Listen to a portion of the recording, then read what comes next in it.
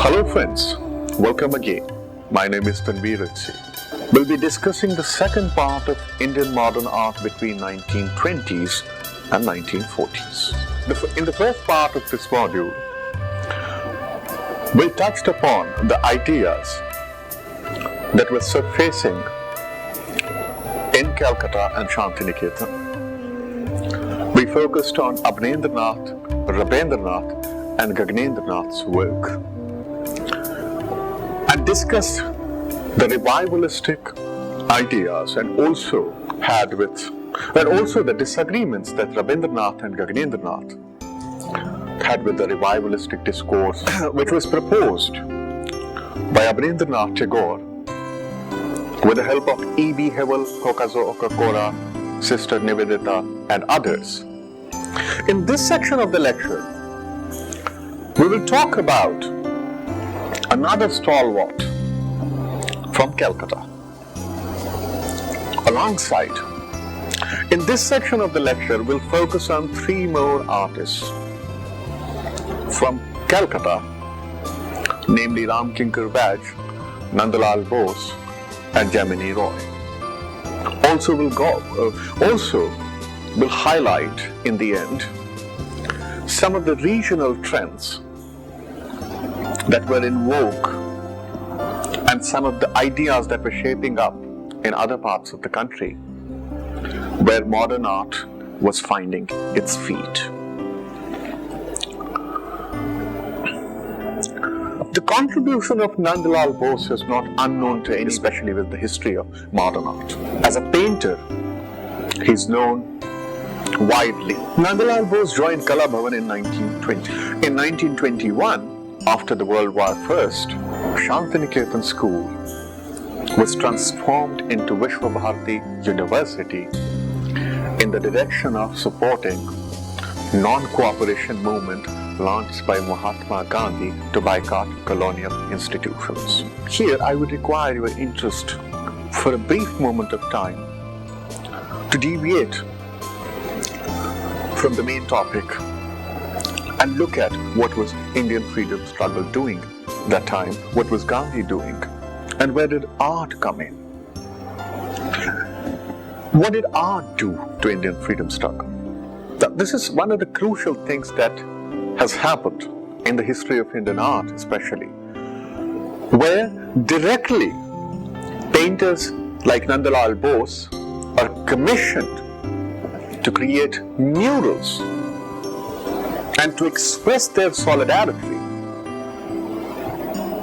and of course their ideas of freedom and liberation from the colonial force from the British Empire, realized Rabindranath's vision of education, which he considered fitting to his own imagination, and his curriculum in Vishwa Bharati incorporated Rabindranath's notion of creativity and non-hierarchical artistic practice at Kala Bhavan. In 1925, in Shantiniketan, he arranged teacher-student studios adjacent to each other to encourage dialogue between the teachers and also between the teachers and the students.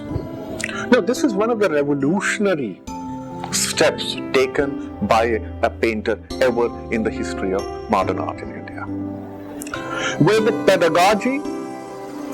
pedagogue is speaking with the apprentice not merely from the perspective of a teacher, but there is a considerable amount of engagement, a dialogic engagement that has been intended to shape up and pave way for new ideas. This kind of intellectual emancipation and freedom was landmark in churning the ideas, in generating new ones at Kala Bhavan during 1920s. In 1928, he moved a step further. He assigned a personal mentor to each student to revive the Indian educational system of Guru Shishya Parampara, known as student master apprenticeship under a master. Now this was a major step again. Taking into account and thinking about materializing the idea of South Asian pedagogy. Perhaps asking a question, is there something called as Indian pedagogy? As we know, in the past, artists and their apprentices, artists and their students in their studios learned through a rigorous engagement with each other, where the binaries of artist and the teacher, the power structure often used to blur. The workshop, instead of becoming a classroom where the one would speak to the other, became a dialectical space where it became a dialogic space where the give and take was mandatory. Nandlal was aware of prevailing international trends in art, but his visual and conceptual manifestation remained Indian. That's why he again and again goes back to the Ajanta, which we'll come to later. He studied Indian artistic tradition and techniques in depth, while teaching various techniques and discussing diverse art forms of the world with the students. He gave the broader perspective of his art practice to them, which not only was opening up the students to the scenario of world art and exposing them to the developments that were shaping up in other parts of the world, but also the ideas, the innovations, the skills, the techniques that the artists of India had inherited from their predecessors from the past. As an artist, he never depicted nature in its external form, but tried to realize or capture its essence. Something very similar to post-impressionistic attitude of painting, where Paul Gauguin and Vincent van Gogh, among others, emphasized on the internal feelings of the artist while he captures the subject in his painting. Nandlal's idea of indigeneity, of the nativity, was also shaped by Gandhian idea of non-cooperation, which was challenging the very structures, the very existence of colonial brutal rule in India. In 1936, Mahatma Gandhi invited Nandlal to organize the Indian art exhibition at Lucknow Congress. Another milestone in the history of Indian art has been laid down. Another milestone in the history of Indian art was being laid down. For the first time, a political movement was being buttressed, or a political movement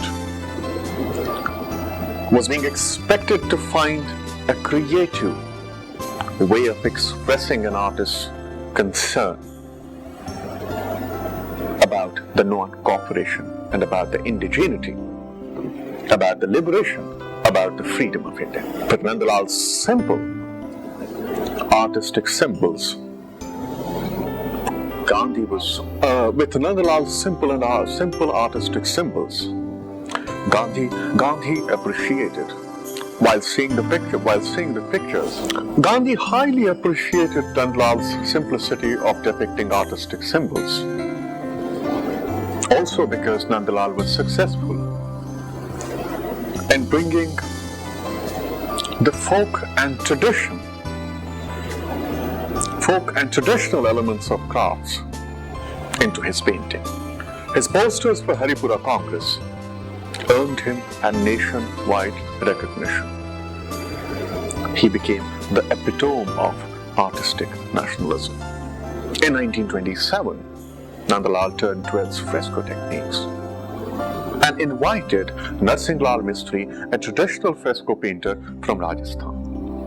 Now again, Nandalal is doing something very unusual, something very unique, never done before.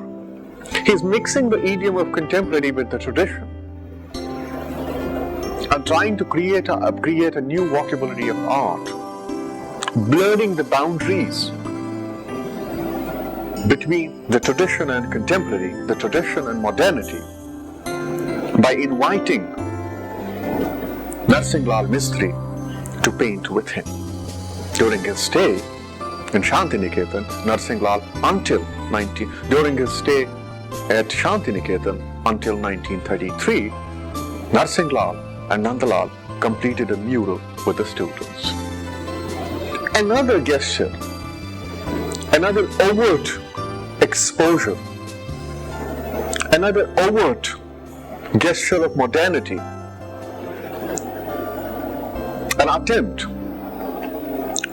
to create participatory art where the students, the teacher, the traditional master are working on one surface together, dismantling all hegemonies, dismantling all power structures, dismantling all boundaries, to get the three-dimensionality similar to Ajanta and Bhav paintings.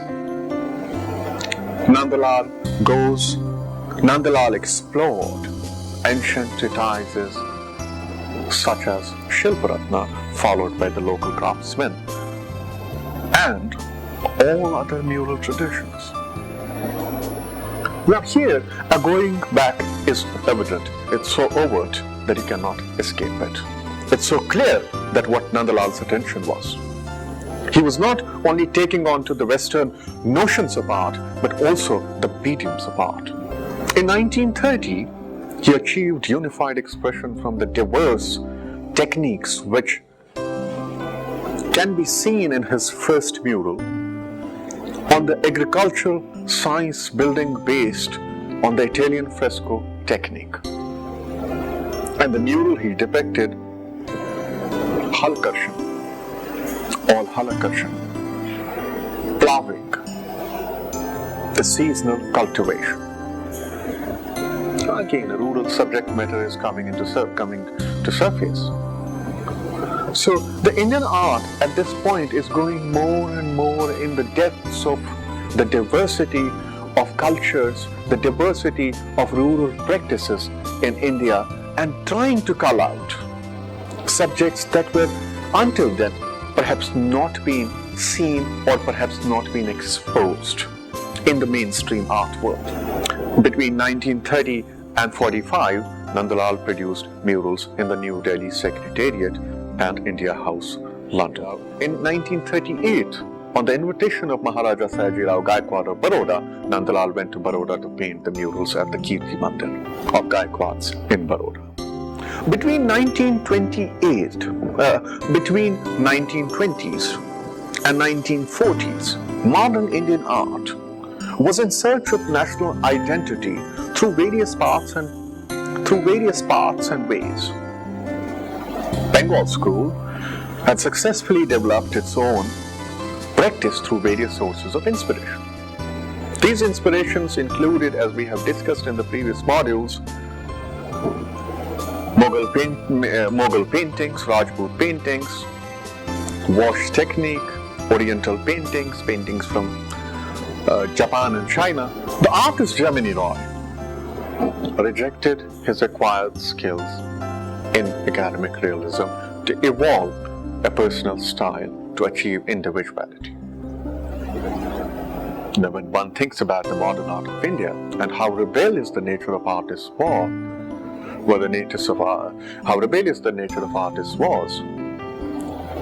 that they could dispense with any kind of training to arrive at an individual style, which we will see in Jamini Roy's works.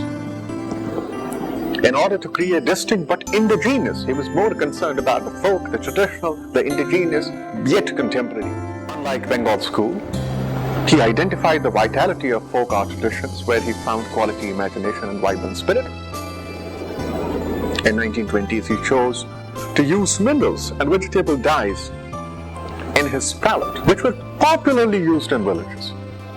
Now again, here Swadeshi movement is finding an entry into the world of art. Jamini Roy, consciously perhaps or unconsciously, we don't know, we are not sure about it, is refusing to use oil paints, to use watercolors, to use the acrylics, to use any medium that has been introduced by British in India, and is subscribing to the traditional method as well as traditional mediums in painting. During the time, he experimented the possibilities of the theme of Santhal. Now, Santals, being a community on the outskirts of Bengal, are famous for their musical as well as traditional art.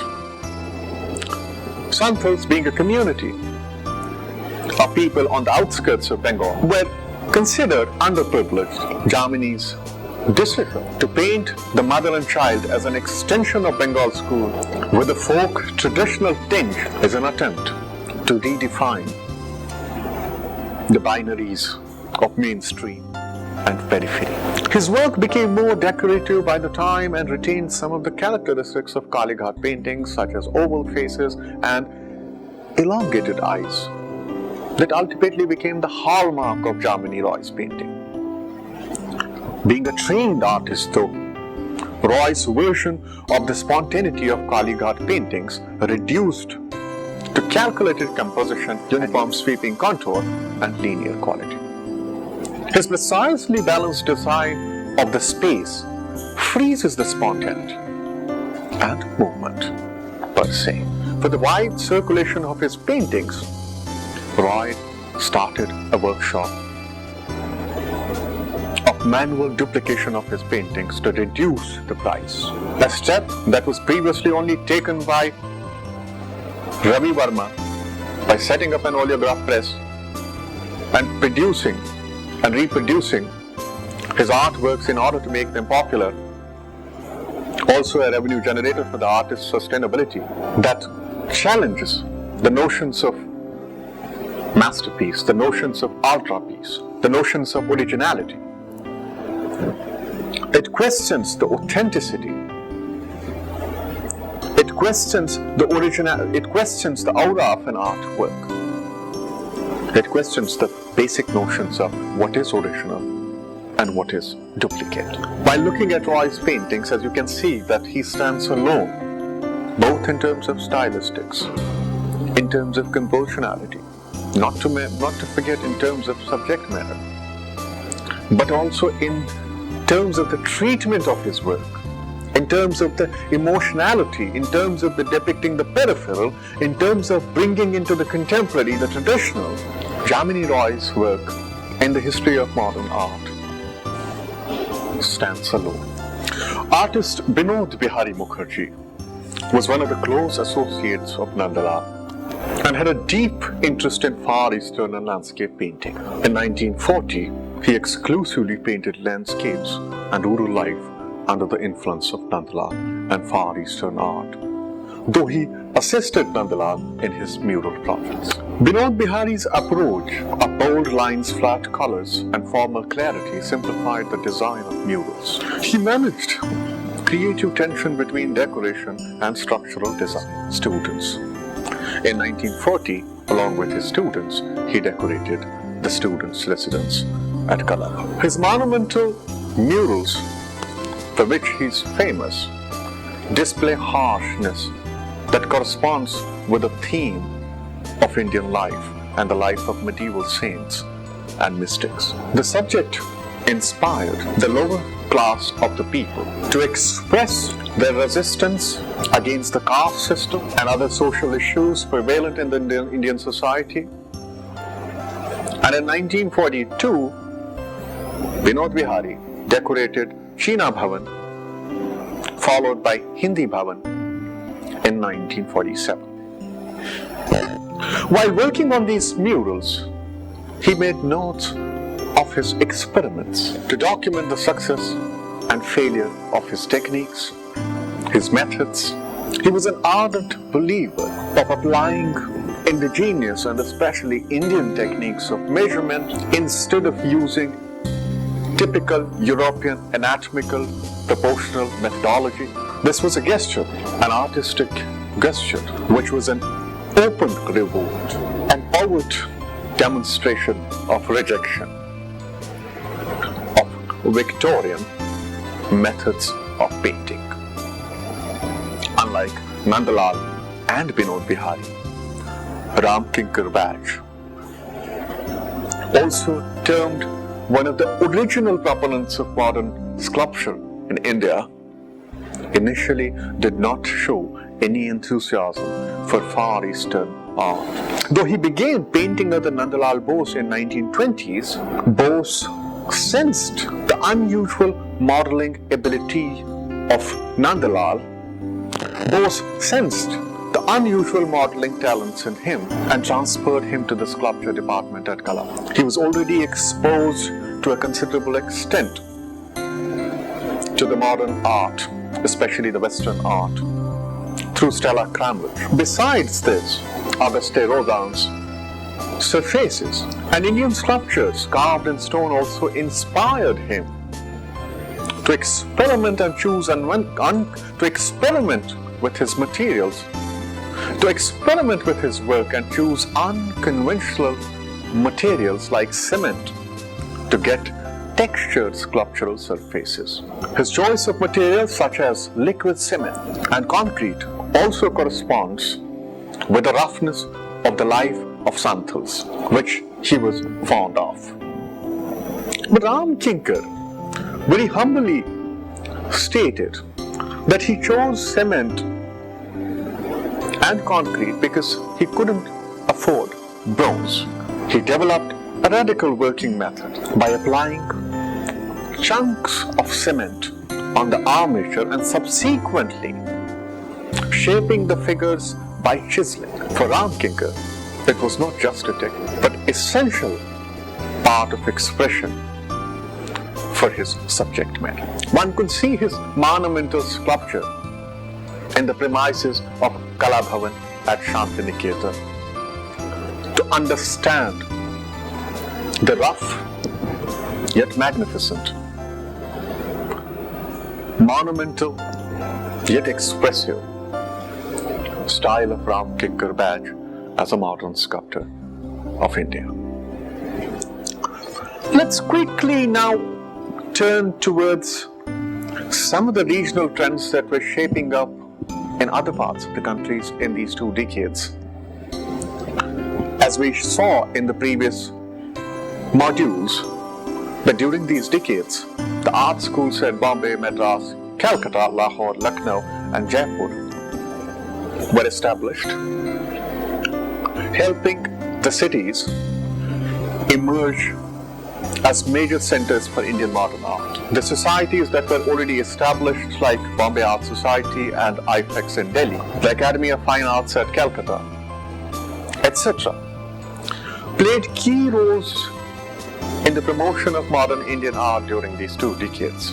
In the previous module, we discussed academic realism and major academic artists, but in the 1920s, academic realism was radically different. Instead of narrative paintings, now artists preferred to depict domestic life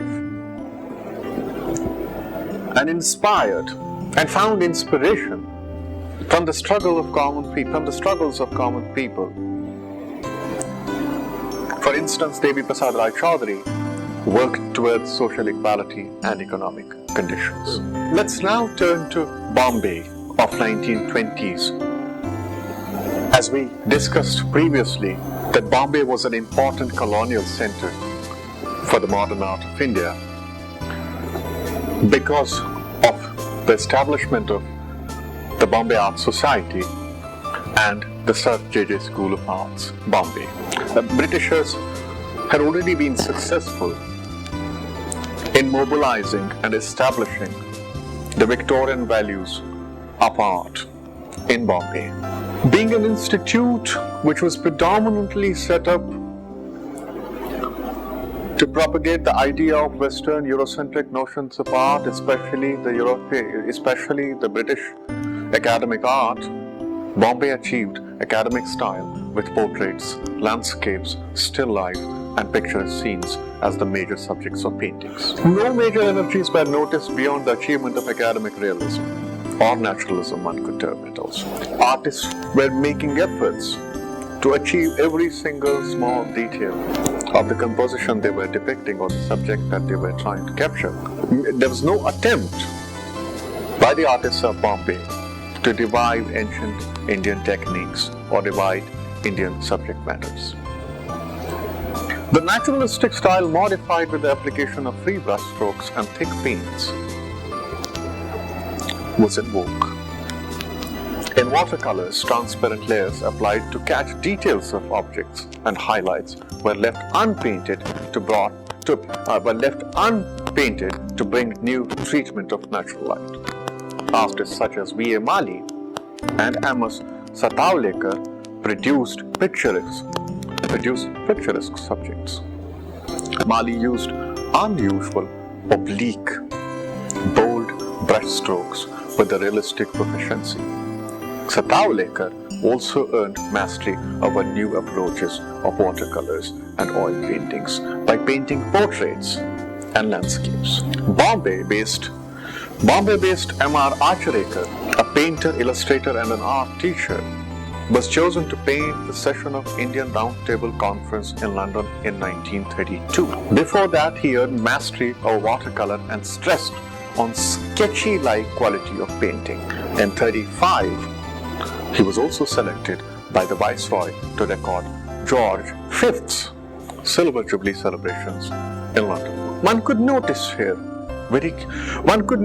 clearly that not only were British interested in propagating the idea of Western art within India, but to bring more energies to create interest among the artists of India to adopt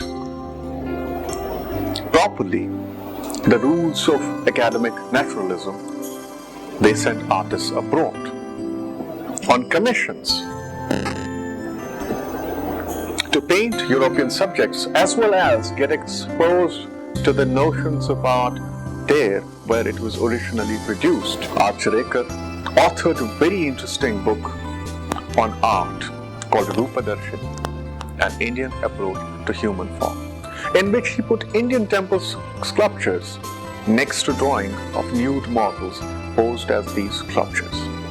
As a teacher, he wanted to show the students to examine how artists in ancient India, utilized their knowledge of anatomy creatively to produce sculptures. This happened when he came back from London.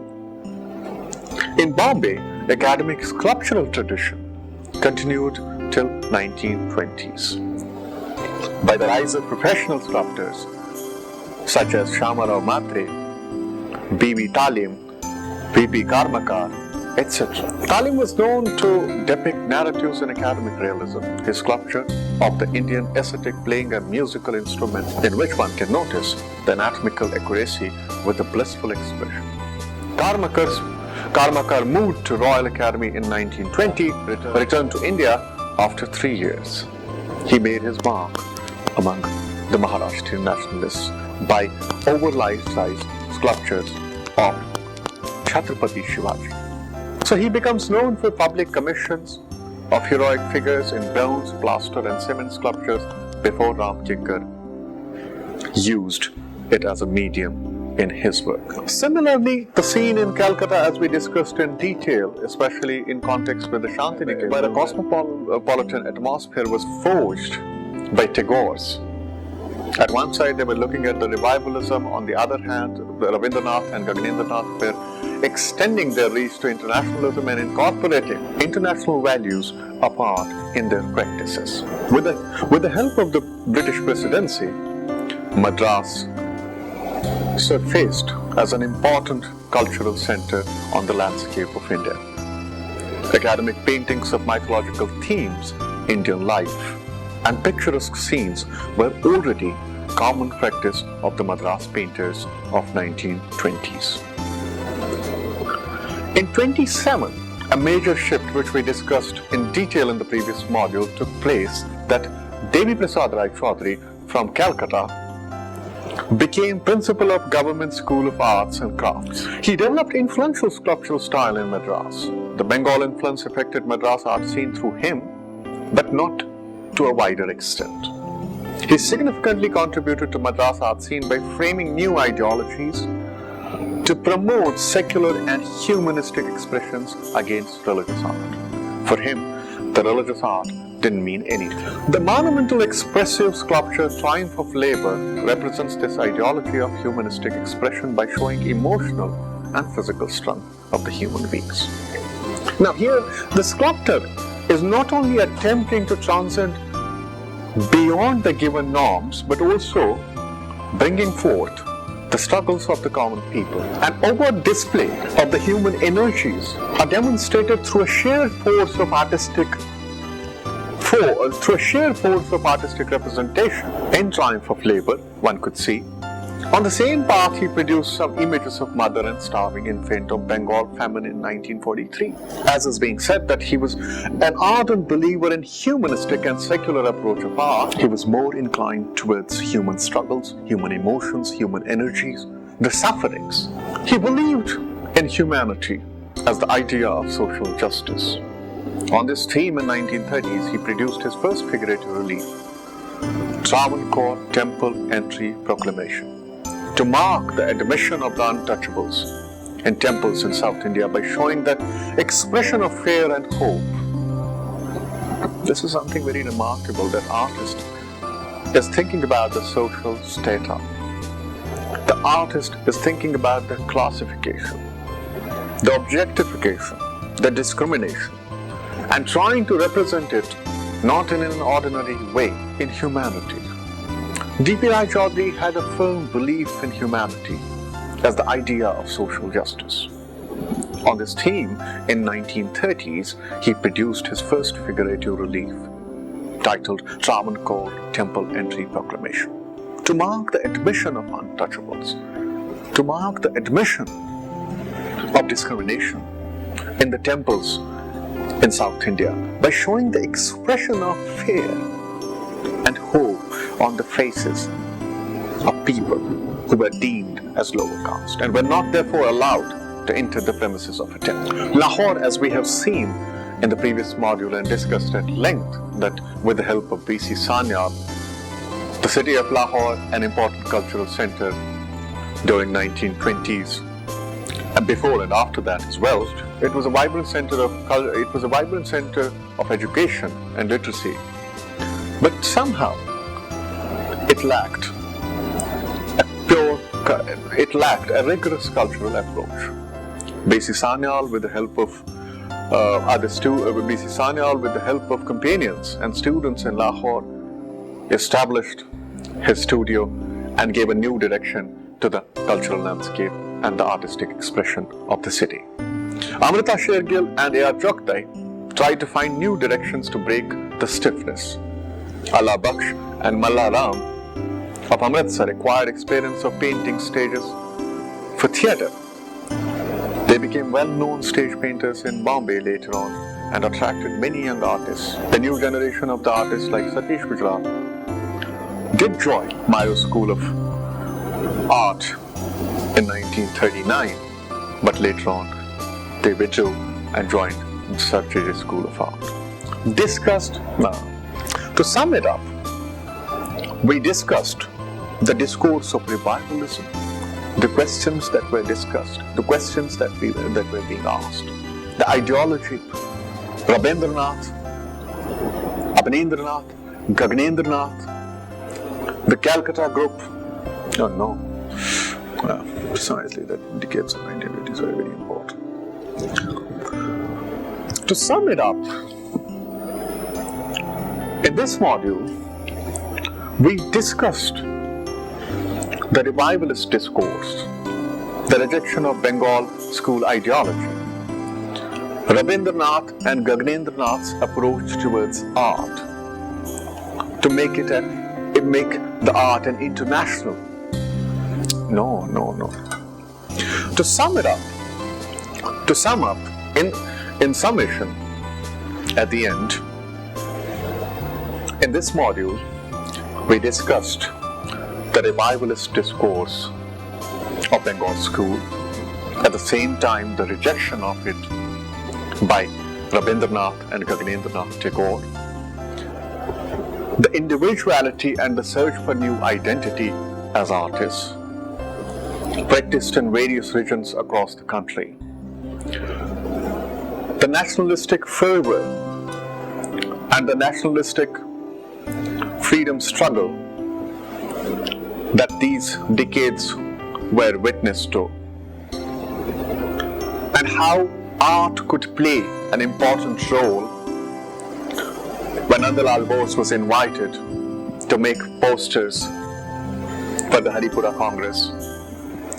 Precisely to end up, the decades of 1920s to 40s were very important in terms of giving a new attitude, giving a new direction, a new guideline for the artists in the pre-independent India who were struggling with the concerns of making Indian art indigenous and representing the cultural ethos of India on the international platform. Thank you very much.